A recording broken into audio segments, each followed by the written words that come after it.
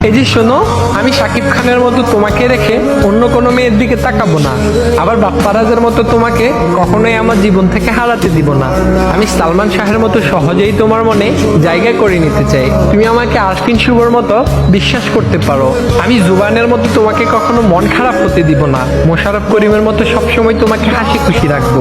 তোমার মিশা সদাগরের মতো অনেক বেশি রাগ হলে তুমি কাজী মারুফের মতো আমায় গালি দিও, আবার রুবেলের ক্যারাটির মতো চাইলে আমাকে মায়েরও দিও। রিয়াজের মতো তুমি সবকিছু এলোমেলো করে দিও। আমি জাম্বুর মতো প্রতিশোধ না নিয়ে চঞ্চল চৌধুরীর মতো সবকিছু গুছিয়ে নিব। তবে তোমাকে নিয়ে কেউ বাজে কথা বললে আমি তাহসানের মতো চুপচাপ বসে থাকবো না, বরং মান্নার মতো মাথা গরম করে সাথে সাথেই তার প্রতিশোধ নিয়ে নিব। আমি হয়তো মুশফিকুর ফারহানের মতো গুছিয়ে কথা বলতে পারি না, তবে আমি অপূর্বর মতো গুছিয়ে তোমাকে ভালোবাসবো। আমি হয়তো সিয়ামের মতো দেখতে অনেক বেশি কিউট না, আবার অনন্ত জলিলের মতো অনেক বড় লোকও না। আমি হয়তো দেখতে ডিপজলের মতোই কালো, আবার জসিম খানের মতোই গরিব, তবে আমি আফরান নিশোর মতো আমার সর্বোচ্চ দিয়ে তোমাকে ভালোবাসবো। আমি নায়করাজ রাজ্জাকের মতো জীবনের শেষ দিন পর্যন্ত শুধু এবং শুধুই তোমাকেই ভালোবেসে যাব।